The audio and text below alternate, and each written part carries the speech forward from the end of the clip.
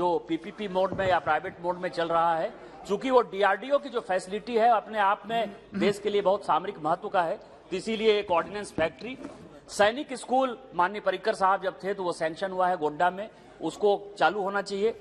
और जो डिफेंस का रिक्रूटमेंट सेंटर है वो देवघर में होना चाहिए। आपको पता है सर कि ये जो एरिया है देवघर, ये नक्सलिज्म से और टेररिज्म से दोनों से ग्रसित है, और उसका कारण यह है कि वहां पलायन और विस्थापन दो महत्वपूर्ण है, जो कि आदिवासियों में पलायन और विस्थापन बढ़ रहा है।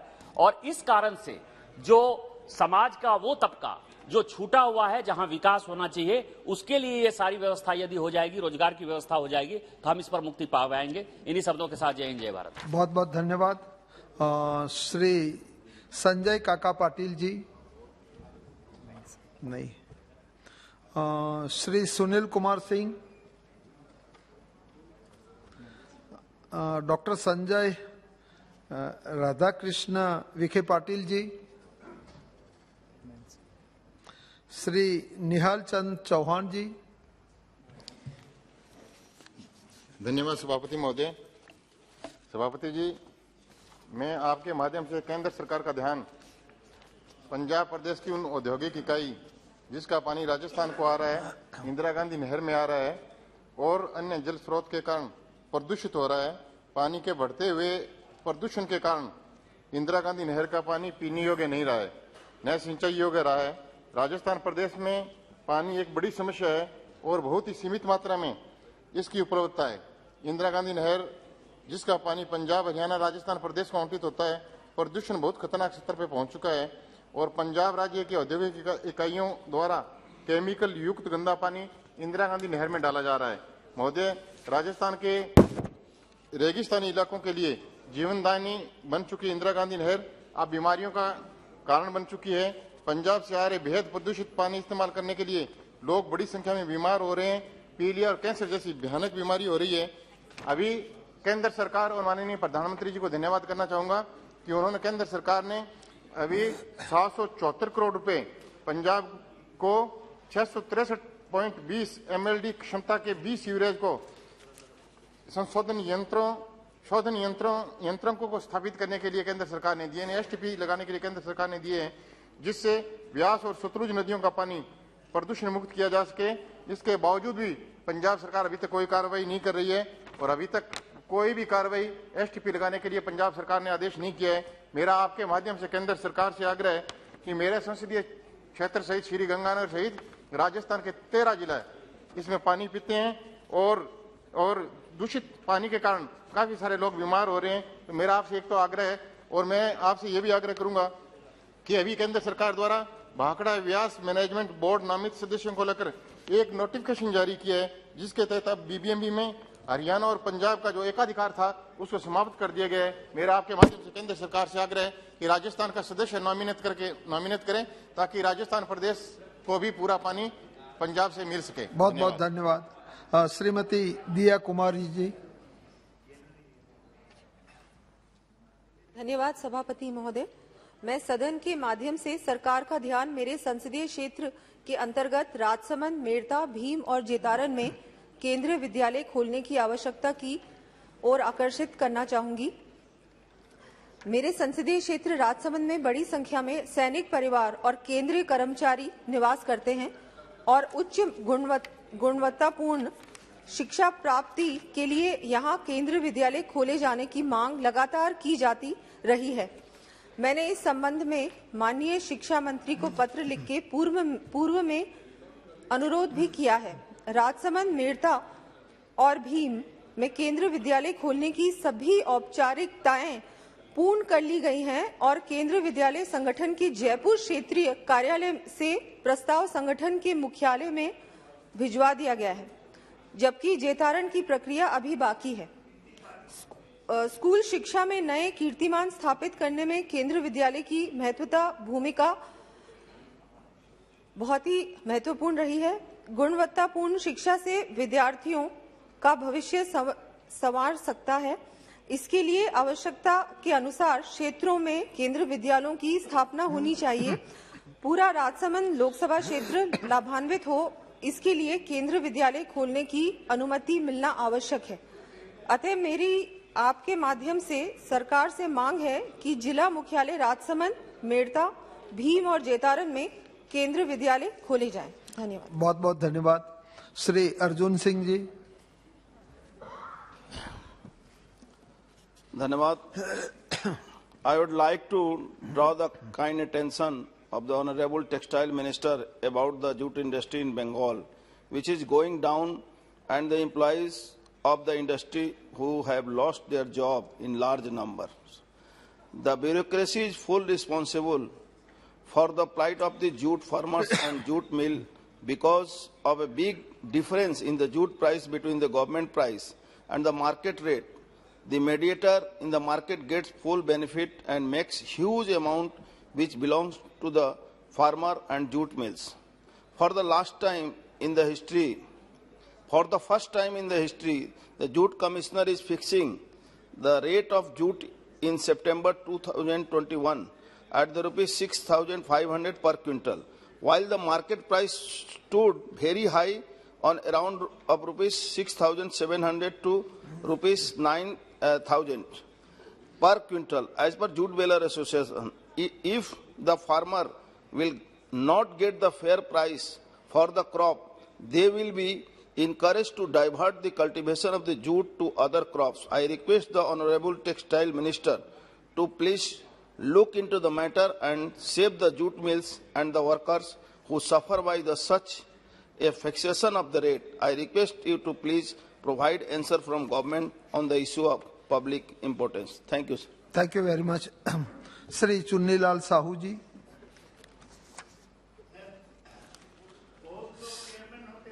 सभापति महोदय, आपके माध्यम से अवगत कराना चाहूंगा कि छत्तीसगढ़ के किसानों की धान ग्रामीण सहकारी सभा समिति के द्वारा खरीदी जाती है, जहां राज्य सरकार के द्वारा निर्धारित एजेंसी द्वारा 72 घंटों में धान को खरीदी केंद्र से उठाकर भंडारण केंद्रों में ले जाने का प्रावधान है।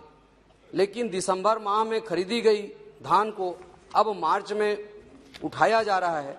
ऐसे में धान की सूक्ति आना स्वाभाविक है और सरकार द्वारा भी 30% की छूट दी गई है, लेकिन वर्तमान में 0% सूक्ति दर्शाओ कह करके प्रशासनिक अधिकारी द्वारा धान खरीदी केंद्र प्रभारी एवं सहकारी समिति के प्रबंधक समिति के विरुद्ध कार्रवाई कर यहां तक के उनके मोटरसाइकिल और घर की संपत्ति को भी ब्यौरा मांगा जा रहा है, जब्ती बनाया जा रहा है।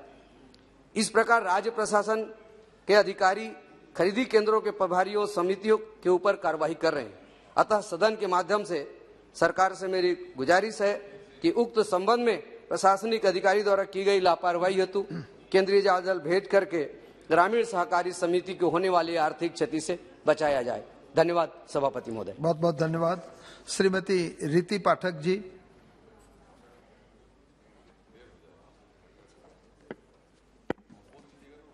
बहुत धन्यवाद करती हूँ सभापति महोदय।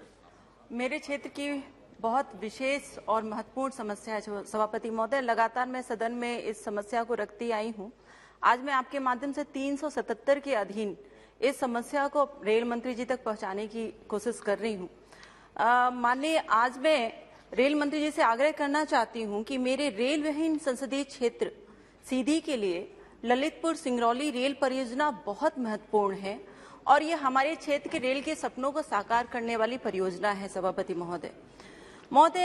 2015 में माननीय प्रधानमंत्री जी के द्वारा विशेष रुचि लेते हुए इस परियोजना के कार्यों के लिए समय सीमा निर्धारित की गई थी, जिसके कारण कार्यों में तीव्रता आई और उसी का परिणाम है कि बघवार से छुइया घाटी में मध्य प्रदेश का सबसे बड़ा रेलवे का टनल बनकर तैयार है। महोदय, अभी कुछ दिन पहले हमारे माननीय रेल मंत्री जी ने उक्त टनल की फोटो भी पोस्ट की थी और ट्वीट भी किया था, परंतु मैं निवेदन करना चाहती हूँ और उन्हें अवगत कराना भी चाहती हूँ कि उक्त परियोजना के भाग रीवा से सिंगरौली में तीव्रता लाने की विशेष आवश्यकता है। विगत महीनों में परियोजना के कार्यों में की गति में बेहद कमी आई है। महोदय, मेरा आपके माध्यम से आग्रह है कि ललितपुर सिंगरौली रेल परियोजना के भाग रीवा से सिंगरौली के कार्यों में तीव्रता लाने हेतु संबंधित को निर्देशित किया जाए, जिसके फलस्वरूप माननीय प्रधानमंत्री जी के द्वारा निर्धारित समय सीमा में परियोजना का कार्य पूर्ण हो सके। बहुत बहुत धन्यवाद। श्री सुनील कुमार सिंह जी। आदरणीय सभापति जी, मैं आपका अत्यंत आभारी हूं कि आपने नियम 377 के अधीन मुझे एक महत्वपूर्ण विषय रखने का अवसर दिया है। केंद्र सरकार द्वारा प्रायोजित अम्ब्रेला ICDS के अंतर्गत झारखंड राज्य में वर्ष 2016 में राज्य के 6 जिलों धनबाद, गिरिडीह, दुमका, गोड्डा, कोडरमा और चतरा में 10,388 पोषण सखी नियुक्त की गई थी। राज्य में बच्चों को कुपोषण से मुक्त करने के लिए लगन और ईमानदारी के साथ विगत 6 साल से ये कार्य कर रही थी, जिसके परिणाम स्वरूप कुपोषण के मामले में कमी आई है। कोरोना काल में भी पोषण सखियों द्वारा सराहनीय काम किया गया। इन पोषण सखियों को वेतन के रूप में मात्र 3,000 रुपया महीना के दर से मानदेय दिया जाता है और यह मानदेय भी पिछले कई महीनों से लंबित है। झारखंड की वर्तमान सरकार ने 25 मार्च 2022 को एक आदेश जारी करते हुए इन 6 जिलों की सभी 10,388 पोषण सखियों की सेवा 1 अप्रैल 2022 से समाप्त कर दी है। झारखंड सरकार ने पोषण सखियों को बेरोजगार कर दिया है। मात्र 100 रुपये प्रतिदिन मानदेय पर काम करने वाली पोषण सखियां 6 साल तक काम करने के बाद अब कहां जाएंगी? इनके बच्चों की पढ़ाई और महत्वपूर्ण 6 साल राज्य की सेवा में लगा दिए। राज्य को कुपोषण और कोरोना से बचाने में अपना भरपूर सहयोग करने के बाद अब ये पोषण सखियां बेरोजगार हैं। आदरणीय सभापति जी, मेरा आपके माध्यम से केंद्र सरकार और राज्य सरकार से मांग है कि झारखंड के 6 जिलों धनबाद, गिरिडीह, दुमका, कोडरमा और चतरा में 10,388 पोषण सखियों की सेवाएं अस्थायी रूप से जारी रखने का निर्देश दें और पोषण सखियों के लंबित मानदेय का भुगतान तत्काल किया जाए। बहुत बहुत धन्यवाद। बहुत बहुत धन्यवाद। श्री परबत भाई सवा भाई पटेल जी।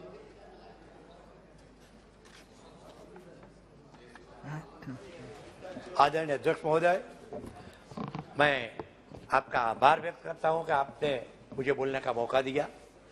आदरणीय अध्यक्ष महोदय, मेरे संसदीय क्षेत्र बनासकांठा जिले के अंतर्गत जिले के सभी तहसील दानेरा, दांतीवाड़ा, लाखनी, डीशा, थराद, अमीरगढ़, दांता, पालमपुर, कांकरेज, बड़गाम और दियोदर तहसीलों में भूगर्भ जल स्तर काफी नीचे जा रहा है और यह भूजल स्तर निरंतर नीचे जाते ही जा रहा है। ये सारे जिले की पोजीशन है। यदि हम भूजल के वर्तमान स्तर की बात करें तो यहाँ 1000 फुट पर भी पानी नहीं मिल पा रहा है। ये आप में भी एक जटिल एवं विकराल समस्या का रूप ले रही है और किसान इस समस्या के कारण त्रस्त है। इसी वजह से किसानों को सिंचाई के लिए बहुत कठिनाइयों का सामना करना पड़ रहा है। जनप्रतिनिधि होने के साथ साथ मैं स्वयं भी एक किसान हूँ। इस नाते मैं किसानों की यह पीड़ा को भली भांति महसूस कर सकता हूँ।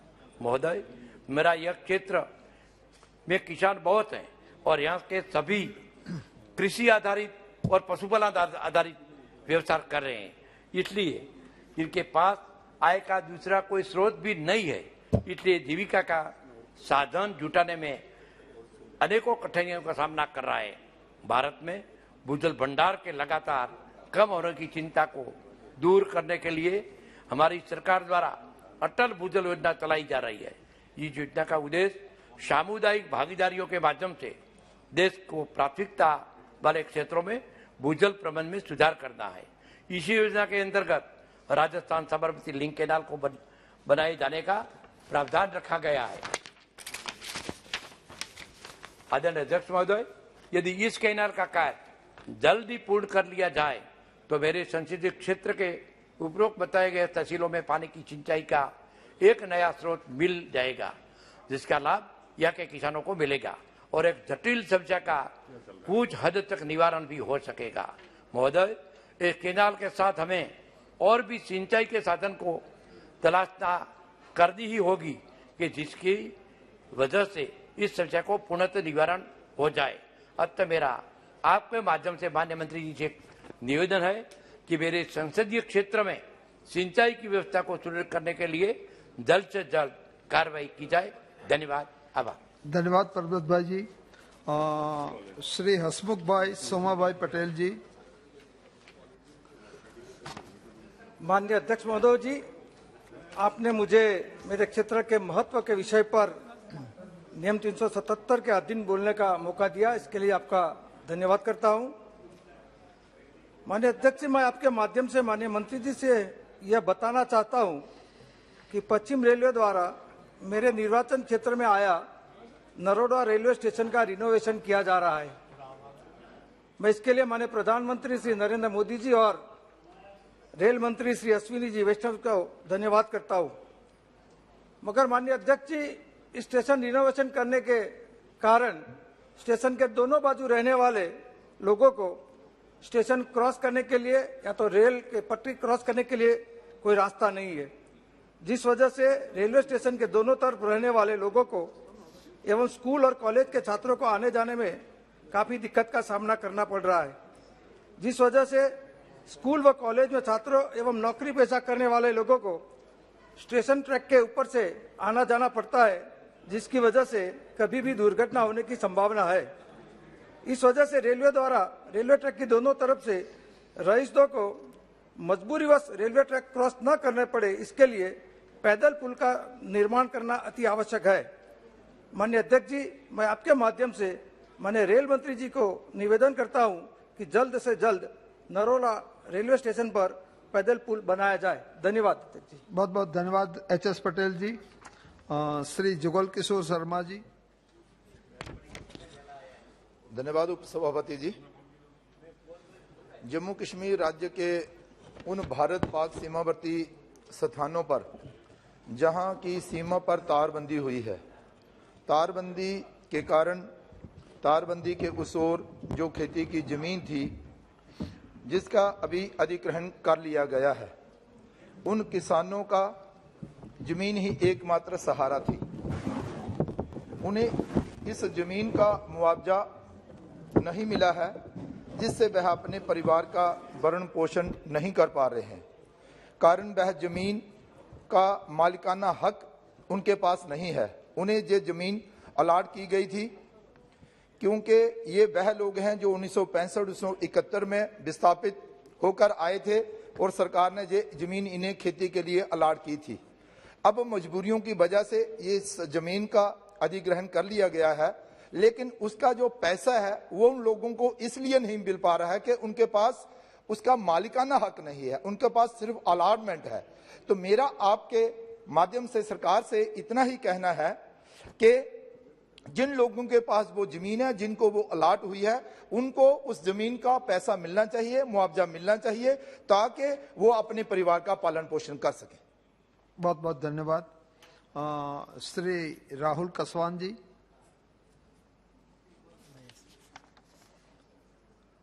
श्रीमती मंगल सुरेश अंगड़ी जी। श्री आर.के. सिंह पटेल जी। धन्यवाद सभापति महोदय। महोदय, देश में प्रतिदिन बड़े पैमाने पर सड़क दुर्घटनाएं हो रही हैं, जिसमें लाइसेंसधारी ड्राइवर प्रतिदिन मौत के घाट उतरते हैं। ड्राइवरों के ड्राइविंग लाइसेंस जारी करते समय दुर्घटना बीमा की व्यवस्था नहीं है। महोदय, यदि कोई लाइसेंसधारी ड्राइवर की मृत्यु हो जाती है तो दुर्घटना के पश्चात उसके परिवार के आश्रित को कोई आर्थिक सहायता नहीं दी जाती है। जैसे दुर्घटना बीमा के अंतर्गत श्रमिकों का दुर्घटना है, कृषक दुर्घटना बीमा है और श्रम कार्ड धारकों के जो जिनको रजिस्टर्ड हो जाते हैं श्रम कार्ड धारक, उनका बीमा है। इसी तरह से उनको सहायता दी जाती है, किंतु यदि कोई ड्राइविंग लाइसेंसधारी ड्राइवर की मृत्यु हो जाती है तो उसके परिवार को दर दर की ठोकरें खाना पड़ता है। जैसे श्रमिक रजिस्टर्ड होने के बाद दुर्घटना बीमा का प्राविधान किया गया है, उसी प्रकार से लाइसेंसधारी ड्राइवर जब लाइसेंस जारी करते हैं तो उसका उसी समय उसकी बीमा की किस्त जमा करा करके और उसका बीमा किया जाना आवश्यक है।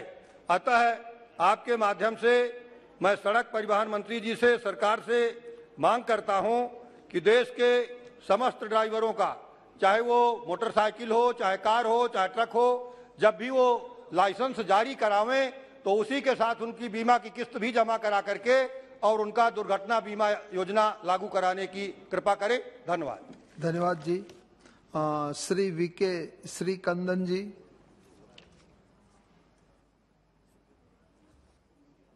Thank you, sir.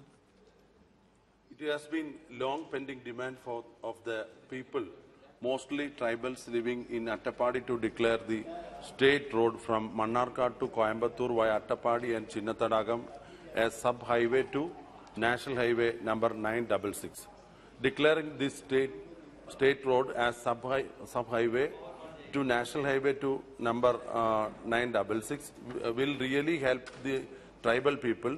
Due to the present condition of road, the people are not able to save the lives of their near and dear, as journey to the nearest hospital at Perindalmanna or Coimbatore takes a lot of time, and in between patients succumb to illness.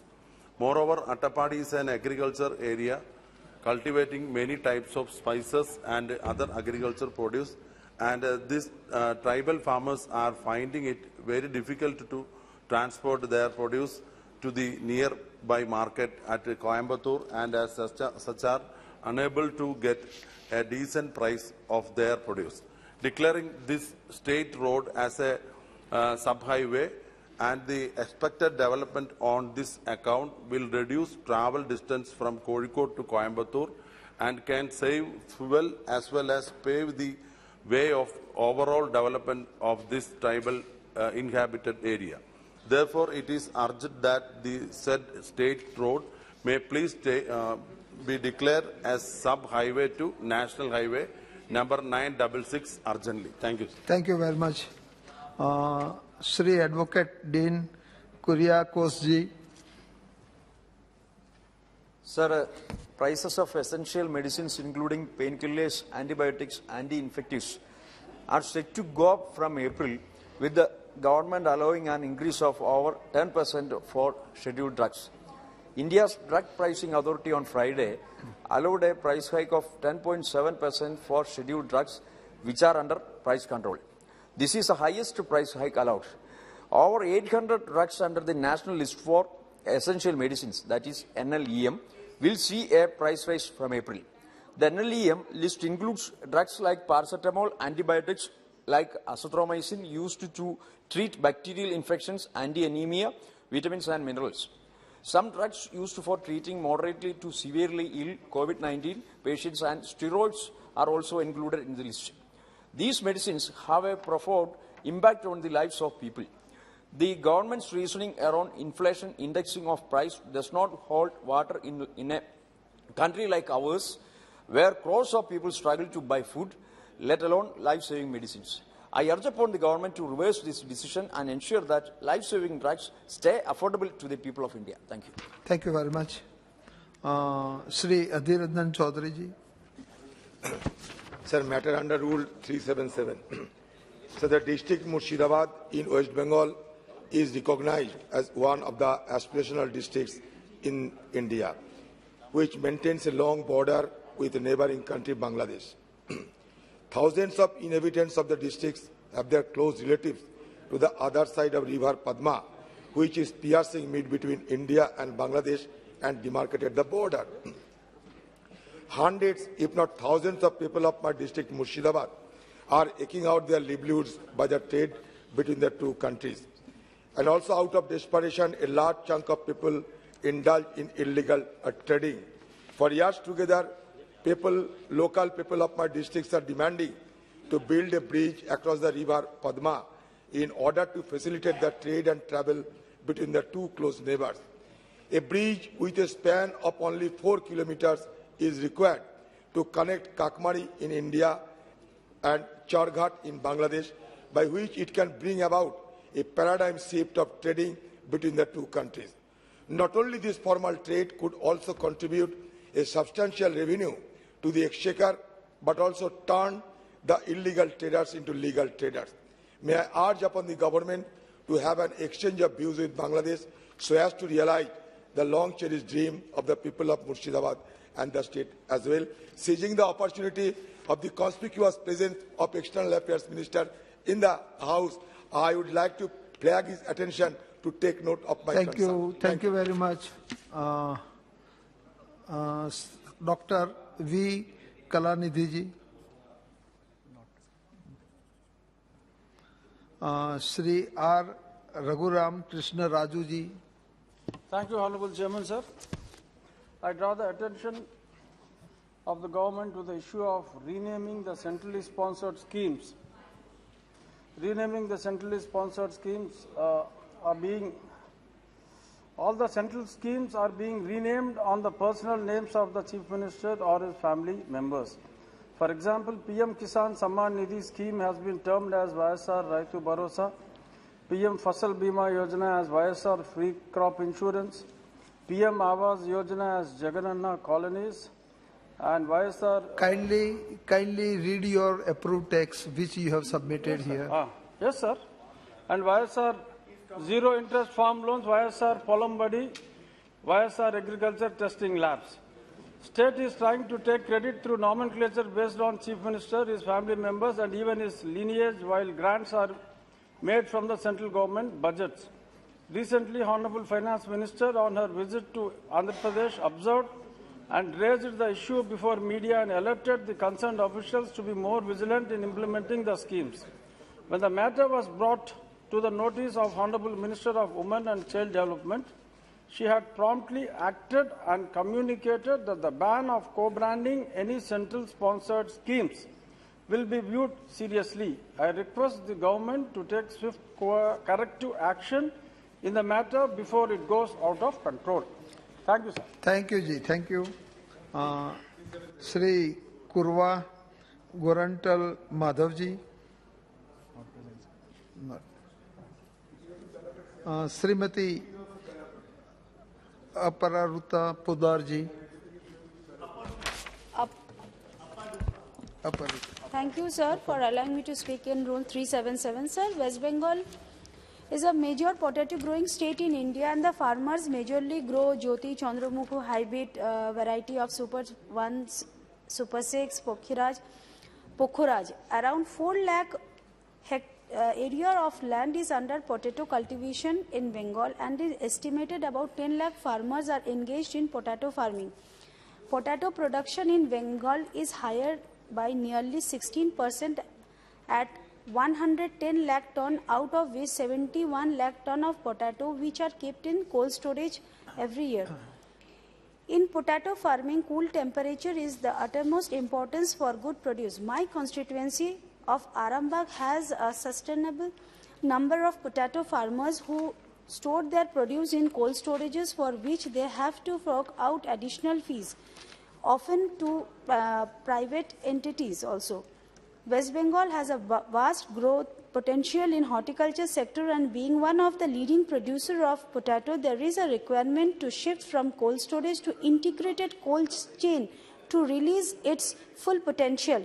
Modernization cum retrofitting of existing traditional cold storage into multi-purpose cold storage will be the right step. I request the government to sanction an integrated cold storage for potatoes in my constituency of Arambagh. Thank you, sir. Very much. Professor Saugata Rai. Thank you for thanking us, sir. Thank you for thanking us. आप सब लोग को धन्यवाद दे रहे हैं. Sir, under Rule 377, I point out to the astronomical rise in prices of petroleum product, including petrol, diesel, CNG, LPG and others. Petrol in some parts of Bengal are selling at rupees 115 per litre. Diesel has crossed 100 rupees per litre. Yesterday the... Kindly go sir, as I'm per going yours. by, one or two lines may be here or there, but... अपने tax पे रहिए. Sir, you look at Rule 377 in the book. I'm going by the book. No.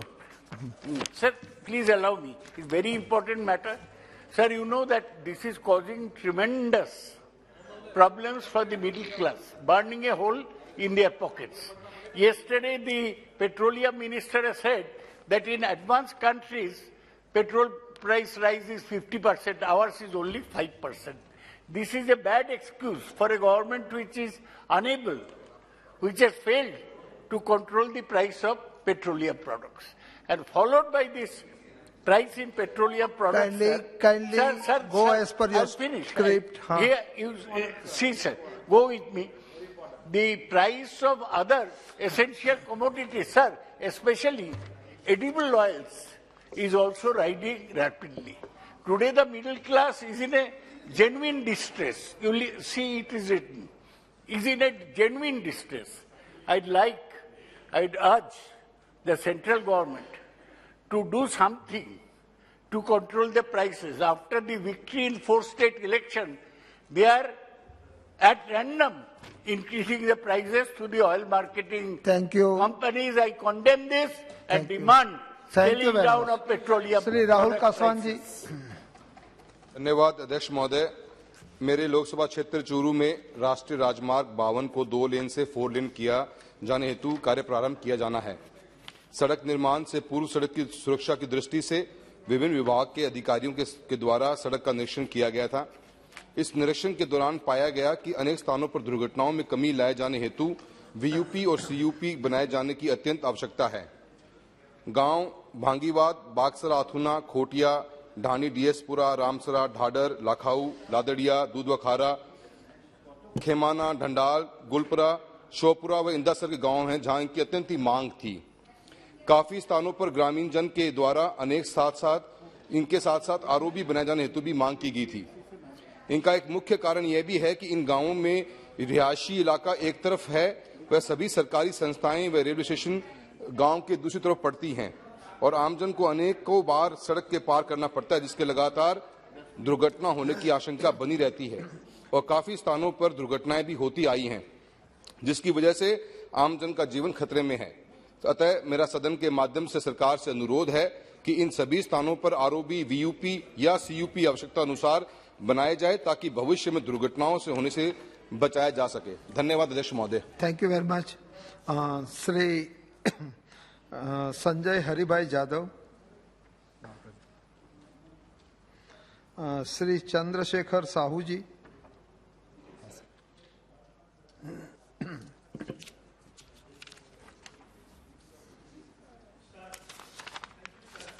बस गया यार।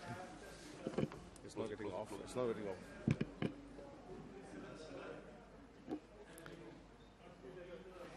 बीच में आया बात। उनका माइक ऑन किया जाए। माइक ऑन किया जाए। Sir, the Ministry of Rural Development opened Awas Plus window to identify the eligible households left out from the permanent wait list of Pradhan Mantri Awas Yojana by 7th March 2019. Our state, Odisha, could register only 35,000 households within the stipulated period as the functionaries were preoccupied with the general election, that is 2019 work. After Cyclone Fani, Awas Plus window was opened for 14 affected districts during September-October 2019. Our state identified 7.87 lakhs households in these districts, making the total registration to 8.22 lakh. Ministry allotted target of 8.17 lakh under PMAY to Odisha from the Awas Plus list. During field verification of August-September 2021, 5.6 lakh households from the identified 8.22 lakhs were found eligible for sanction of PMAY houses. Honorable Prime Minister, during his visit after Fani, has committed to sanction 1.84 PMAY houses, special houses, to the cyclone Fani affected families. I request the Honorable Minister for Rural Development to allow opening of the Awas Plus window for 1 month to accomplish the migration of data of 5.09 lakh from rural house portal list to permanent waiting list through Awas Plus, and also include 1.84 lakh PMAY special houses to the cyclone Fani affected families as committed by our Honorable Prime Minister in May 2019. Thank you very much. Dr. Gaddam Ranjit Reddy ji, Shri Hanuman Beniwal ji. धन्यवाद सभापति महोदय। नियम 377 के अधीन सूचना। सभापति महोदय, आपके माध्यम से भारत सरकार के जल शक्ति मंत्री जी का राजस्थान राज्य के लंबित जल विवादों के शीघ्र निस्तारण करने की मांग की तरफ ध्यान आकर्षित करते हुए बताना चाहता हूं कि 31/12/1981 को पंजाब, हरियाणा तथा राजस्थान राज्य के मुख्यमंत्रियों के मध्य हुए रावी व्यास नदियों के अधिक के जल के बंटवारे के बारे में एक समझौता हुआ था और इसके अनुसार रावी व्यास नदियों के अधिक के जल में से कुल उपलब्ध 17.17 एमएफ में से राजस्थान राज्य का हिस्सा 8.60 एमएफ निर्धारित किया गया था और उसके बाद पंजाब सरकार उप समझौते के विरुद्ध पंजाब समझौता समाप्ति अधिनियम 2014 लेकर आई। तब उसे भी माननीय उच्चतम न्यायालय की संवैधानिक पीठ ने राय देकर पूर्व में हुए समझौते को सही ठहराया। साथ ही राजस्थान को यमुना बेसिन, आप सब डिस्टर्ब कर रहे हैं, आप इनको रोको, आप सब वो कर रहे हो, गंगानगर वाले डिस्टर्ब कर रहे हो सर, मैं गंगानगर नाम ले रहा हूँ, आप रोको। सही ठहराया। साथ ही राजस्थान को यमुना बेसिन राज्यों तथा हिमाचल, राजस्थान, हरियाणा, उत्तर प्रदेश व केंद्र शासित प्रदेश दिल्ली के मध्य दिनांक 12/5/1994 को वे समझौते के तहत 1.119 BCM यमुना जल का आवंटन हुआ था। इस मामले में ताजेवाड़ा हेड से राजस्थान को उसके हिस्से का पानी प्राप्त नहीं हो रहा है। साथ ही भरतपुर जिले में भी उत्तर प्रदेश तथा हरियाणा राज्य में अनधिकृत दोन से यमुना का पूरा पानी प्राप्त नहीं हो रहा है। साथ ही हरिके बैराज पर स्थित इंदिरा गांधी फीडर के हेडवर्क्स रेगुलेटर की क्षमता 15,000 क्यूसेक से 18,500 क्यूसेक बढ़ाई जाने हेतु भी भारत सरकार के माध्यम से पंजाब सरकार को निर्देश देना अपेक्षित है ताकि बाढ़ जल की स्थिति को रोका जा सके और वो पानी राजस्थान के काम आ सके। भारत सरकार को राजस्थान की विस्तृत भौगोलिक स्थिति व मरुस्थल को देखते हुए राजस्थान के लंबित जल विवादों का जल्द से जल्द निस्तारण करने की जरूरत है ताकि राजस्थान में पानी की कमी काफी हद तक दूर की जा सके। इसके लिए केंद्र को संबंधित राज्यों के साथ भी बैठक करके जल्द निर्णय लेना पड़ेगा, अन्यथा वर्षों से लंबित ऐसे मामलों का राजस्थान को उसके हक व हिस्से का पानी उपलब्ध नहीं हो पा रहा सभापति महोदय। और पानी को लेकर पिछले 20 साल में लंबे आंदोलन हुए और कई लोगों को अपनी जान भी देनी पड़ी, किसानों को। इसलिए मैं दिल्ली की केंद्र सरकार का ध्यान आकर्षित करूंगा कि राजस्थान के जितने भी लंबित जल विवाद है उनका बहुत बहुत धन्यवाद। बहुत बहुत धन्यवाद। श्रीमती मंगल सुरेश अंगड़ी जी। Honorable Speaker, sir, Namaste. About start of the flight service and cargo service from Belgaum Airport in Belgaum, Karnataka. We all are well aware the Belgaum Airport in Karnataka state has the distinction of being one of the oldest airport in the state, having been established and operated since the days of pre-independence era. With the city being educationally forward with the establishment of the Vishwesvaraya Technology University VTU and Rani Channamma University RCU, besides several engineering colleges, medical colleges and dental colleges, and with the ASEAN one of the biggest and prestigious Kelly's Hospital to being located in the city and it being industrially forward too. It's been the prestigious demand of the residents here to start the daily flight service. In route Belgaum Bangalore morning flight, Belgaum Gorakhpur Uttar Pradesh, Belgaum Darbhanga Gaya Bihar, Belgaum Shirdi Maharashtra and Belgaum Varanasi, and also to start the cargo services.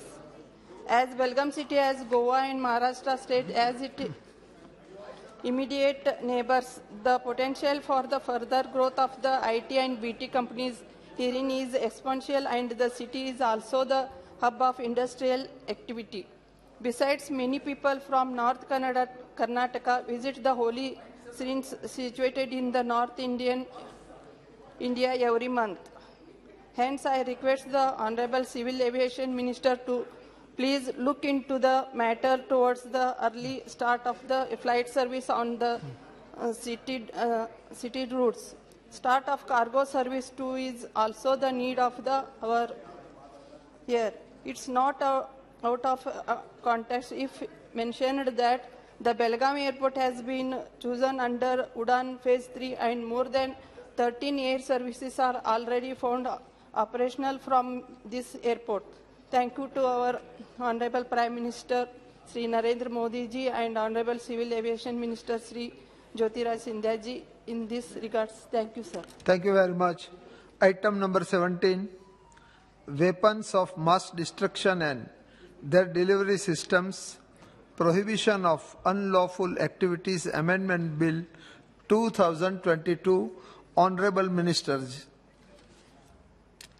Sir, I rise to move that the Weapons of Mass Destruction and Their Delivery Systems, Prohibition of Unlawful Activities Amendment Bill 2022 be taken into consideration.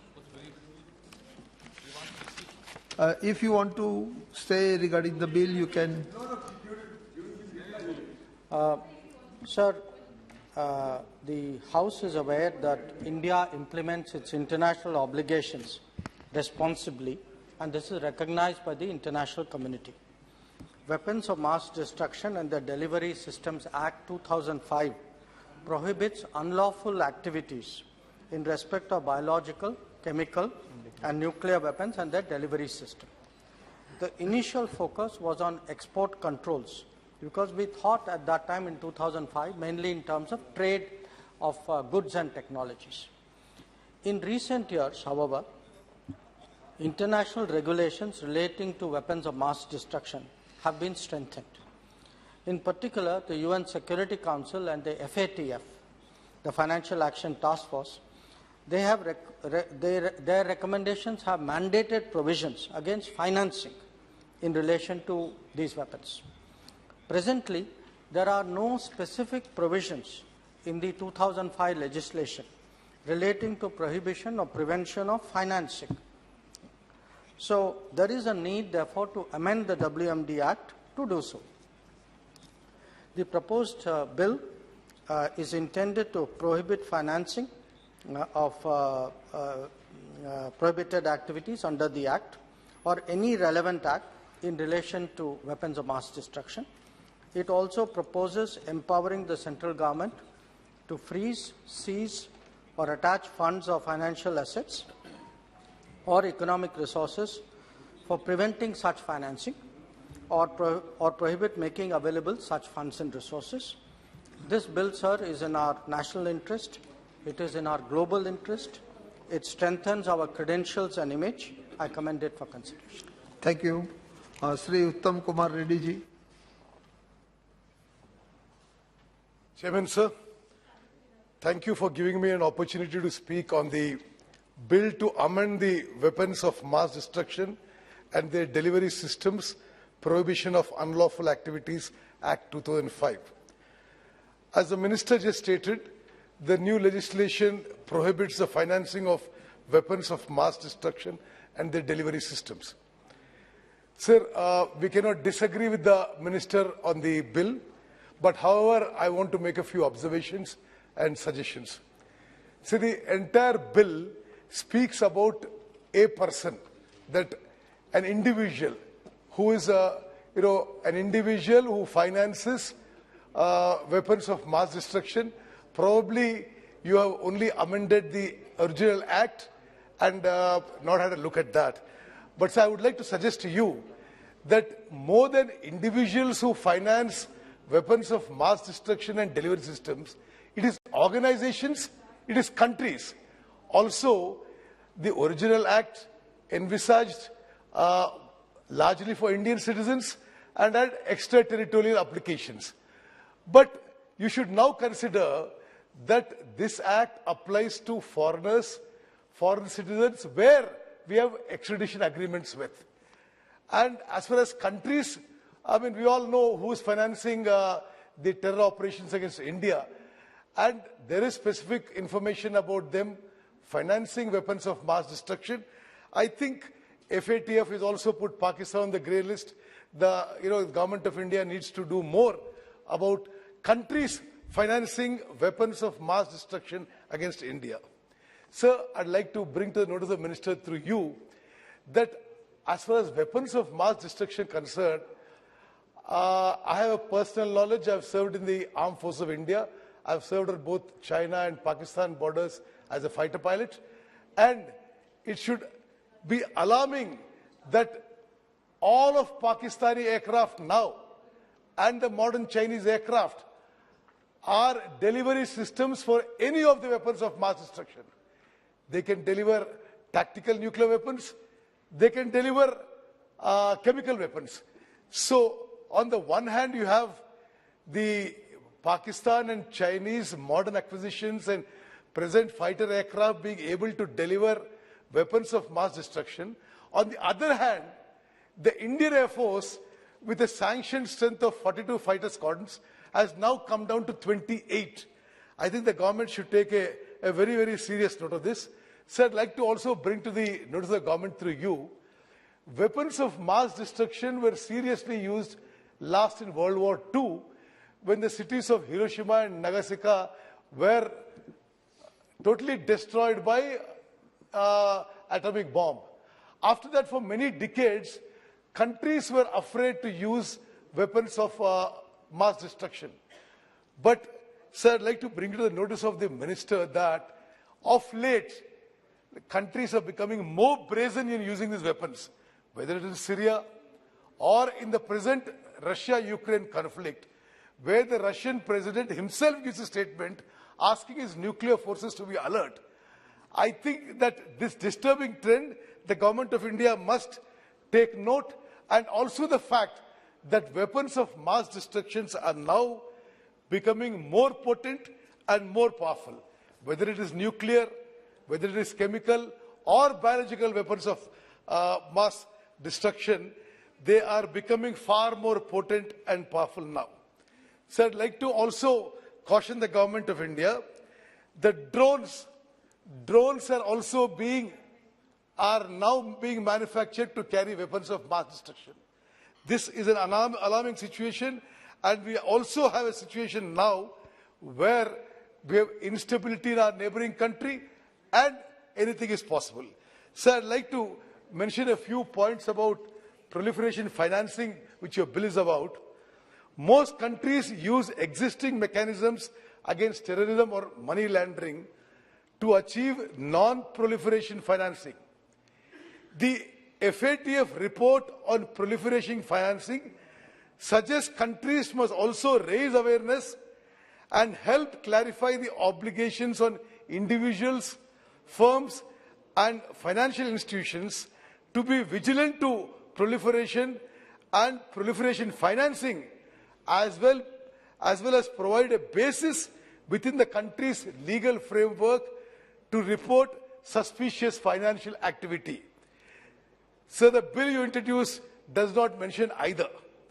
In order to fully achieve deterrence against proliferation financing, a level of international cooperation is required with respect to extradition. This is to avoid creating safe havens for violators of the law and to ensure mutual legal assistance for investigation and prosecution against proliferation financing, against those who are financing weapons of mass destruction. However, at the present, India is only around 60 extradition treaties or agreements with other nations. Sir, I would like to once again mention to you that delivery systems, please don't go by an earlier definition of delivery systems. All fighter aircraft in Pakistan and China are today capable to deliver weapons of mass destruction. The government of India must take appropriate measures on that. Sir, before I conclude, since we are speaking about Indian aircrafts are not being capable. Whether Indian aircrafts are not capable of. I cannot say that, sir. Sir, I would also, before I conclude,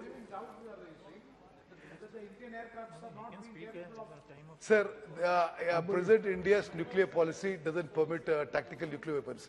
Sir, I'd like to conclude the national security, we are talking of weapons of mass destruction, we are talking of financing of weapons of mass destruction. So from its inception, the institution of the National Security Advisor and the Deputy National Security Advisor is being somehow restricted to foreign service and police officers. It would be very, very appropriate that a military expert should also be an NSA of this country, or at least a deputy NSA. Thank you very much. Thank you very much. Shri Rajyavardhan Rathod ji.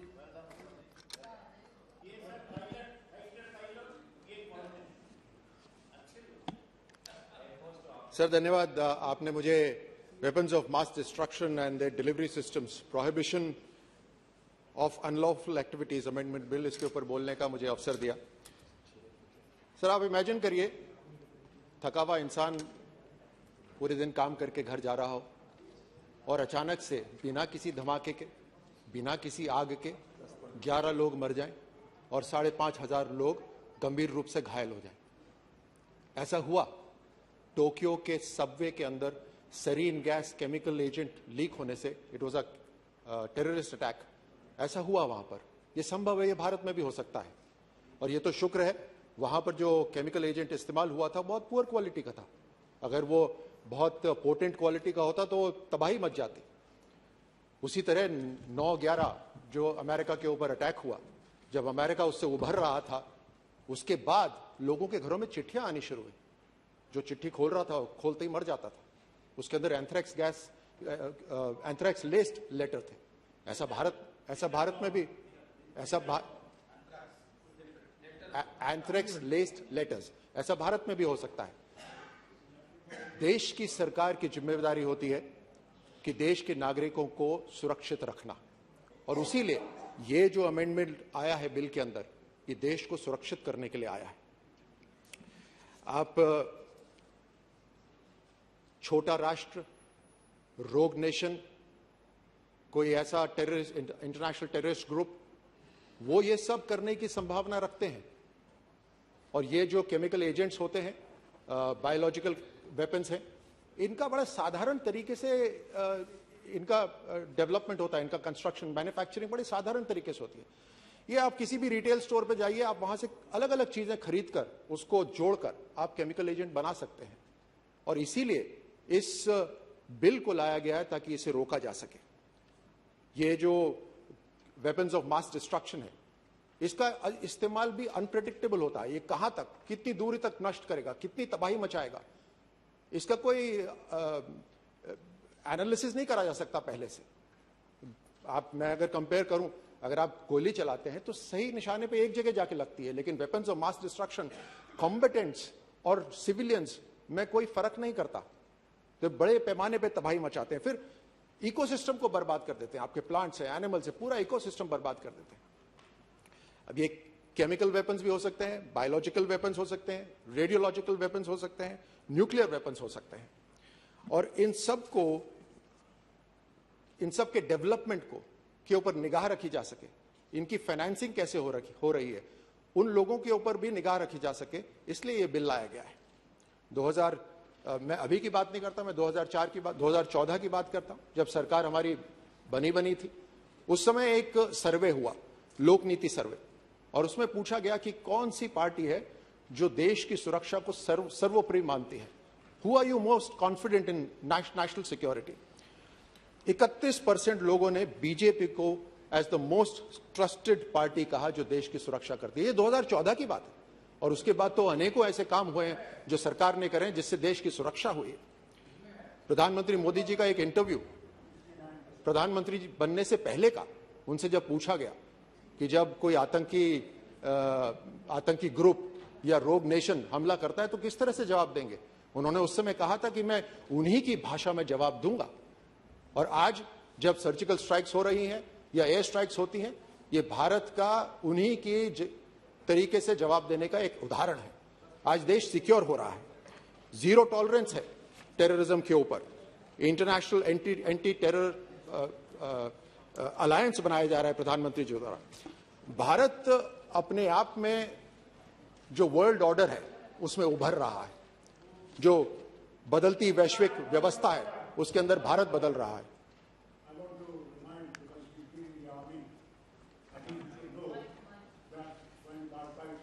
minister and Kargil war took place. It was he who ordered the Air Force to strike with whatever weapons they have so that the war could be ended, and he succeeded. I think as you were in the army, you knew how much casualties you would have had. It was his decision, master decision, that you use whatever you have and destroy the enemy in those very bunkers that were our bunkers that they were sitting in. Let's be clear about it. He did it, and he did it with firm. इस बदलती वैश्विक व्यवस्था के अंदर आज भारत का स्थान और मजबूत होता जा रहा है. There are possibilities for India to emerge even stronger. और भारत का मानवता के अंदर हमेशा बड़ा रोल रहा है, अभी नहीं, सदियों से बड़ा रोल रहा है. वासुदेव कुटुंबकम हमारी महा उपनिषद में लिखा है, ऋग्वेदा के अंदर रखा है. ये इसे हम अपने सिद्धांत मानते हैं. और अगर हम पूरी दुनिया को एक परिवार मानते हैं तो पूरी दुनिया को साथ लेकर चलना भी बहुत जरूरी है.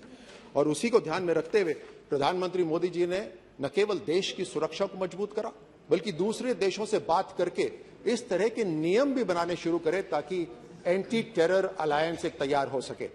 ब्रिक्स जो राष्ट्र है जिसके अंदर 41% पूरी दुनिया की आबादी रहती है, 24% जीडीपी है पूरी दुनिया की, उनके साथ एक काउंटर टेररिज्म प्लान अडॉप्ट करी गई. माननीय प्रधानमंत्री जी ने उन्हें प्रेरित करा ये अडॉप्ट करने के लिए.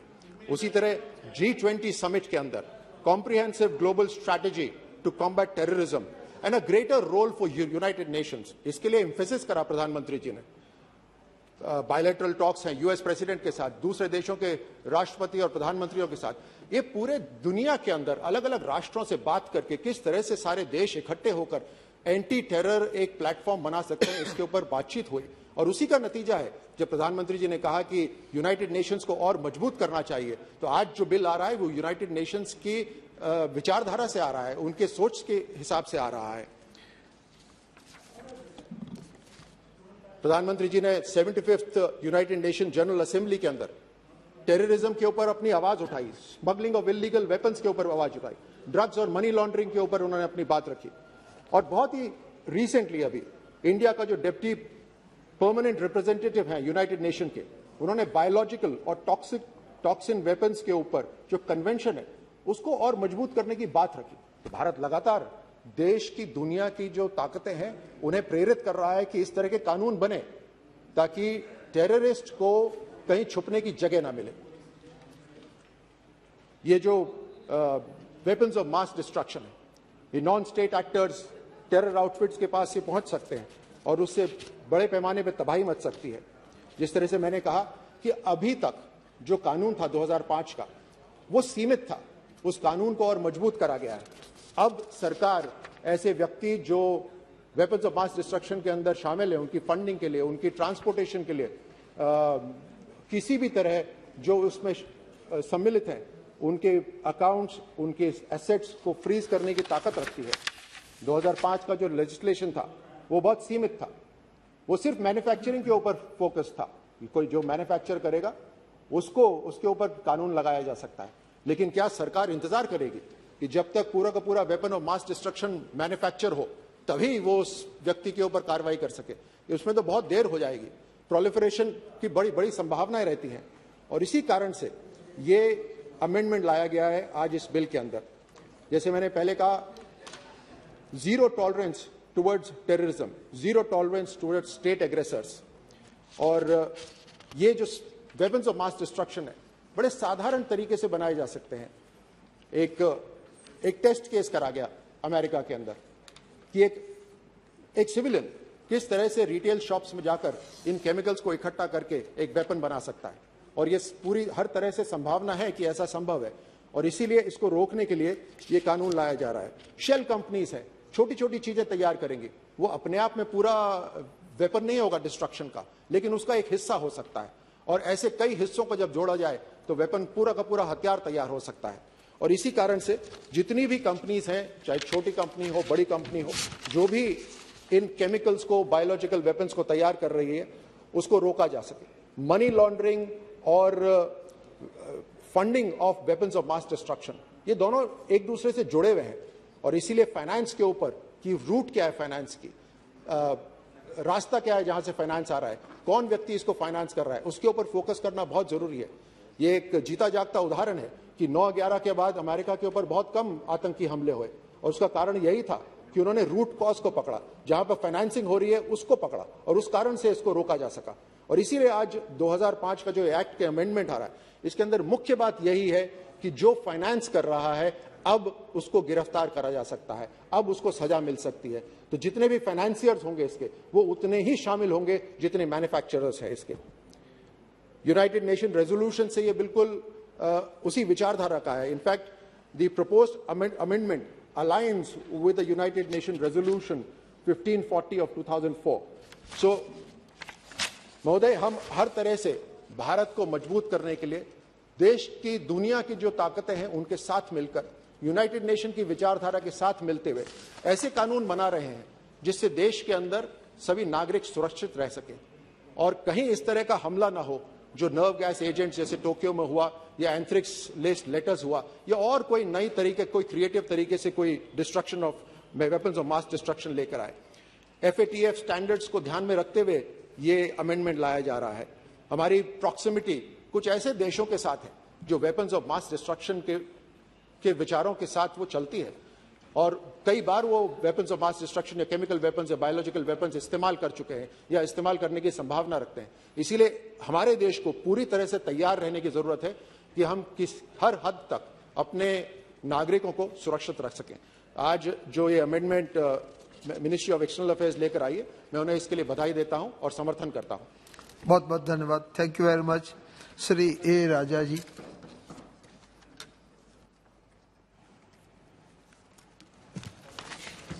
Mr. Chairman, sir,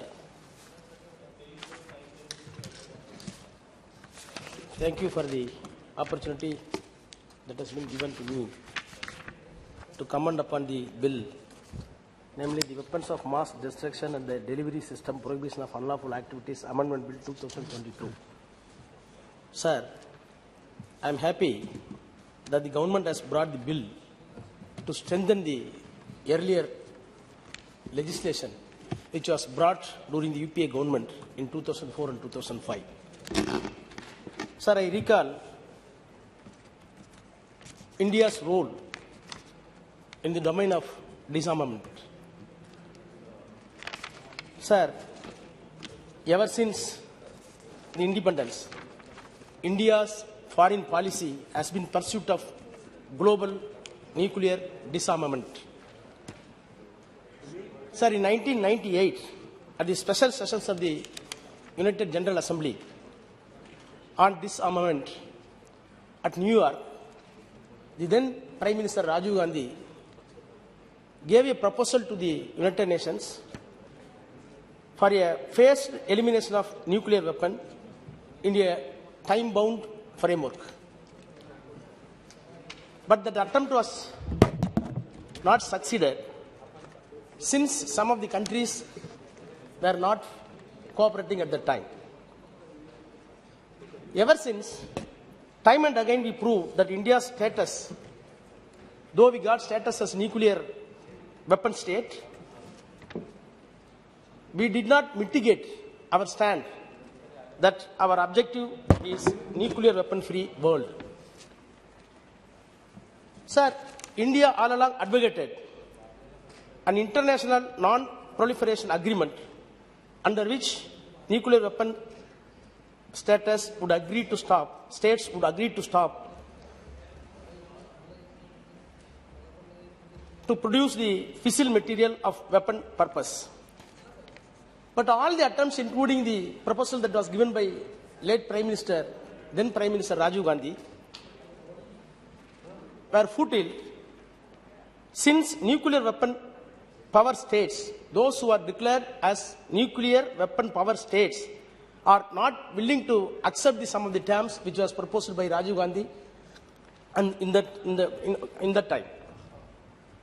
Sir, we have come across in 1972 and 1998 some exercise like in Pokhran, but that does not give any face to us that we are against the disarmament.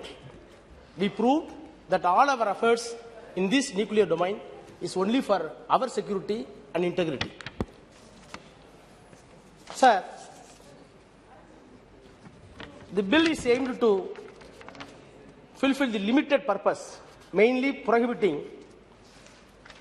to prohibit financing of any activity in relation to weapons of mass destruction and freeze such accounts if any. That is the only provision available in the bill. As such, it is completely consequential to the earlier legislation. As such, everybody in the House has to welcome it. There is no deviation in the stand. Sir, on the other hand, by using this occasion, I want to touch some infirmities in the NPT, Non-Proliferation Treaty. Though we are not party to that, but letter and spirit of the record, we are abiding the NPT treaty. Not as a member of the NPT, but as a follower of NPT, we are strictly following the treaty. As such, I want to recall some memories. Sir, whether these legislations passed by India or any other country in NPT or non-NPT, what type of tangible achievements is going to give, that is apprehension in every mind of the people. Irrespective of state, irrespective of political entity of the state, those who really want to have peace by making such a legislation in the respective parliament, where is the mechanism we are having to implement it in a holistic manner? That is the problem. My friend from National Indian Congress says we are having no adequate mechanism in terms of aircrafts, in terms of other mechanism to curb this menace. But when we are making legislation like this, to implement such a legislation, what type of treaty we are going to enter with other countries? Suppose the countries are not in our line, what will be the solution? What will be the purpose of these legislations? I am having my own doubt. Sir, what happened in what America did in Iran in the name of checking proliferation? By using the proliferation, America entered into Iran and did all these inhuman activities. And mass destruction was done in the name of proliferation. Nobody can stop it. America did it in Iran. Now what happened in Ukraine? The same America not able to stop in Ukraine. The Russia cannot be stopped by the same America. Wrong was done by America. Now some other wrong is being done by Ukraine. But both the countries were silent. The entire Russia, the entire humanity is in peril, in sufferings. So that is why I am having my own apparition. I want to submit before the House. I want to invite the attention of the Honourable Minister through you, sir. Making legislations in these domains, I think that cannot be a holistic approach to curb the menace. Some treaty, some international treaty, let it be initiated through United Nations. I think that my learned friend, Honourable Minister, is having rich experience through his service in various countries. You might have had many ministers, many political heads of the countries across the world.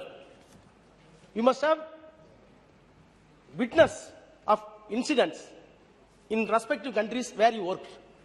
So what we need is, state-wise legislation is, yes, it is essentially needed. But collectively and holistically, what will be the mechanism through the United Nations or any other forum to curb or not only curb the menace, to implement this type of legislation, irrespective of state boundaries, in a proper manner, in letter and spirit manner. So that has to be addressed properly. Sir, similarly, what type of hypocrisy is being perpetuated in North Korea by America? There are more and more incidents in the world. What is happening in Ukraine as such? But the countries, including America, now become helpless to address these issues. There are 100 incidents where pilferages in black market by underworld of passing nuclear knowledge and materials and equipments. Minister might have come across all these things. Sir, at present, as reported, there are an estimated 34,500 nuclear weapons are in existence over 50 countries, excluding weapons with the terrorists. This House aware, few years back, a Pakistani nuclear scientist, has stirred the issue of transfer of technology with regard to nuclear weapons by proliferating them to the other countries. World has witnessed. What happened? A new emerging situation, an emerging challenge about the proliferation has arisen as a scientist of our neighbor country has violated the commitment given to us by Lahore Declaration. What Lahore Declaration says, Minister must be aware. That was entered between the Atal Bihari Vajpayee and the Musharraf. I quote, Lahore Declaration. The two sides will engage bilateral consultation on nuclear doctrines to develop confidence building to avoid conflicts between us. This declaration was done at Lahore by the then Prime Minister Vajpayee and Musharraf. Whether it was followed by Pakistan, bilateral talks, agreements, treaties, diplomatic relations at the minister level, or ambassador level, or secretary level, these are all become mockery nowadays. That is why government has to think what type of mechanism we can put forth before the United Nations to address these issues holistic manner. Sir, there is a big market of nuclear trafficking, as United Nations report says. Sir, in the report suspects there are underworld operations enormously backed behind. Still no holistic approach. Sir, a few years back, United Nations Security Council requires all states to adopt measures to criminalize the assistance to acquire weapons of the mass destruction. I think that this bill is brought in the line of the United Nations Security Council to fulfill the obligation, I think. Am I correct? I think. Sir, for this reason, I welcome the efforts taken by the Honorable Minister and the government. I conclude with the words of the former Prime Minister Manmohan Singh in his first address to the nation. I quote, India is responsible nuclear power. We will continue to work to prevent proliferation of weapons of mass destruction. At the same time, we remain committed to the goal of universal nuclear disarmament, unquote. Sir, I am happy this government also keeping the commitment which was given by Dr. Manmohan Singh without reservation and criticism. Thank you, sir. Thank you very much. Professor Saugata Roy. Very nice. Thank you, sir. Sir, I speak on the weapons of mass destruction and their delivery systems prohibition of unlawful activities amendment bill 2022. And we support the bill. This is brought in the interest of national security and national interest. That's why we support the bill. Sir, this bill aims at this bill is formed out of the recommendation of the Financial Action Task Force, FATF, to prohibit financing of terrorist activities. It empowers central government to freeze, seize, or attach funds or economic resources for preventing such financing, prohibit making available funds, etc. in relation to weapons of mass destruction.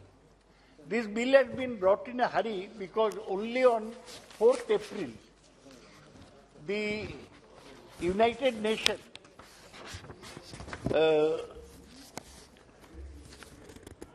meeting at Geneva expressed deep concern over proliferation of weapons of mass destruction. Our representative Pankaj Sharma said that India has been drawing the attention of the world towards this threat and need to strengthen international cooperation to address them through its annual consensus. We are deeply concerned about the proliferation of weapons of mass destruction and their delivery system, which endangers international peace and security. The whole fear is about a terrorist getting his hand on a weapon of mass destruction. What are weapons of mass destruction?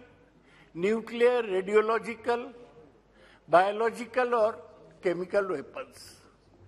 The last time weapon of mass destruction was used was in Hiroshima and Nagasaki, 1945. Since then, though the world has seen many, many small wars, weapons of mass destruction which kill millions of people in minutes have not been used.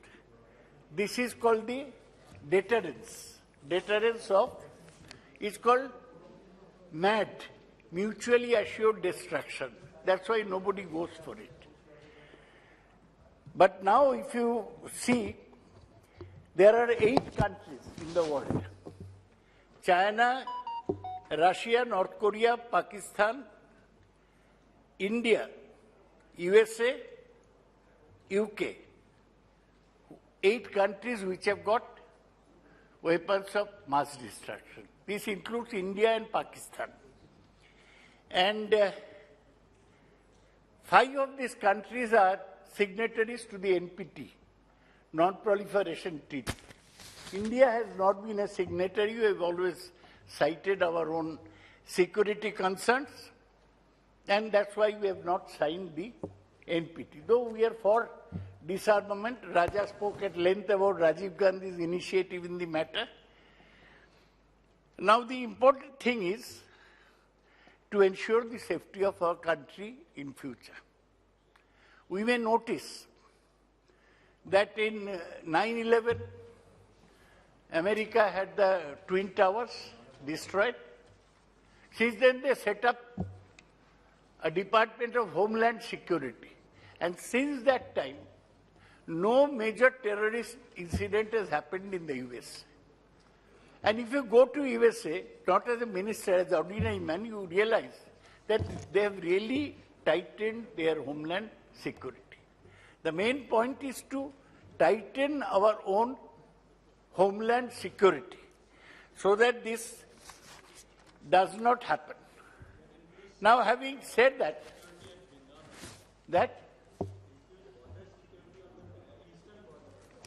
no, that's not very important. You went to Bonga and lost all the seats. That's why you're in your mind always that place.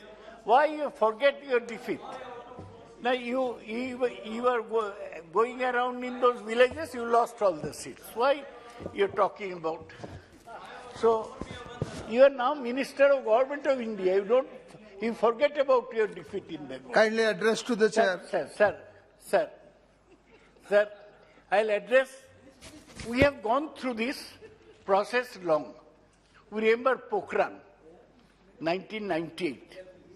We remember just to get out of US sanctions, Jaswant Singh and Strobe Talbot talked for hours together, days together, to bring the Americans to understand our position with regard to vis-a-vis nuclear proliferation. Now, the External Affairs Minister, who, as I said, is a diplomat and taciturn, doesn't waste a single word, doesn't make a single wrong comment, made a comment yesterday that the world order is changing. And he said, we will be on the right side of the world order. I'd like to know from the Honorable Minister, what world order is it talking of? And which side will be? Because yesterday I raised some questions.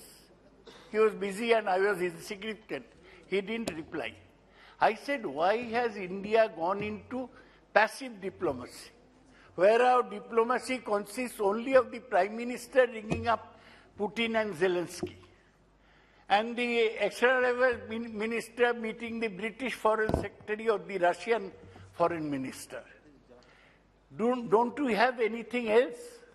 When tanks of one country are pummeling another country, leave aside whether Zelensky is pro-American or Putin is right, we don't. But the courage that Ukrainians have shown, everybody thought that Russian tanks will cut through Ukraine like knife in a butter. But the people in Ukraine have resisted, which proves that nationalism is still a force in this world. We have not been we have not been able to.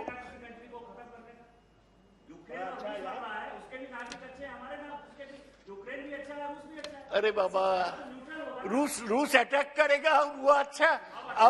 आप अपनी बात रखिए, अपनी बात रखिए। ये professional heckler को रुकिए ना sir. So, sir, I am saying that we should not take sides. But I say that when a country is being attacked, even today's day and age, we should sit up and take notice. Jawaharlal Nehru would not have been a silent spectator. India's Punch Shield does not advise being a silent spectator to efforts as genocide. India must be proactive, considering her size, her importance. Our diplomacy, ये आप लोग को जो भी बोलेगा जयशंकर को भी बोलने नहीं दूंगा। आप बड़ा हेकलर बने हैं। स्वागत रॉय जी, स्वागत रॉय जी, आप लोग कुछ नहीं करते। ये सही जगह चेंज करके इधर बैठता, रोज यहाँ पर हेकलिंग करता। क्या होता है? अपने आवाज को जरा, अपने आवाज को जरा कम बीजेपी रखो। इसलिए जब आप you are speaking on international relations. Why should I be disturbed? Tell me. You are speaking on the international relations. ऐसी बात मत बोलो कि इंटरनेशनल रिलेशन में कुछ नहीं हो। ऐसी बात मत बोलो कि इंटरनेशनल रिलेशन में कुछ नहीं हो। आप अपनी बात रखिए अभी। I shall not be cowed down by threats. I am addressing you. No question of threat, but आप ऐसी बात ना बोलो कि इंटरनेशनल रिलेशन में कोई कड़वास आई। ऐसी बात ना बोलो। Sir, I am slowly in the process of concluding the speech. I started by supporting the bill. I started by praising. आप अपनी बात रखिए। I started by praising. You address to chair. I said that the foreign minister must persuade the government to take a more proactive role in the matter of conflict between Ukraine and Russia. What is wrong in that? And I am again urging him to take a more proactive role in bringing the world from the brink of mutually assured destruction, mad, in having a better nuclear control regime. India is totally silent on this issue. Only some officers go to this place. We have not had a single statement by the Prime Minister on the problem of nuclear proliferation. We have not had a major statement from the Prime Minister on the matter of one country invading another country. We have not had a statement. Yes, we have. It said that foreign policy is enlightened self-interest. I know that. We have read what Machiavelli said. But foreign policy is not Machiavelli alone. Foreign policy is also Panchsheel. It's also Gautam Buddha's teaching. We are a 5,000-year-old country. We must have a proper foreign policy. That's why, sir, again, assuring the Minister of our full support in any further efforts he may take towards achieving the activities of rogue states, rogue individuals, criminals who tend to bring weapons of mass destruction. But let me tell you, sir, it has been shown on the internet. They are showing methods in which a college boy can assemble together a small nuclear device. The point is not that. Point is to have a vigilance. Abraham Lincoln said that eternal vigilance is the price of liberty. Are we vigilant enough? Do we keep track of who's doing what in the country? That is the important thing. We must defend ourselves. Lastly, sir, I'll stop by quoting two lines by John Donne, the famous poet.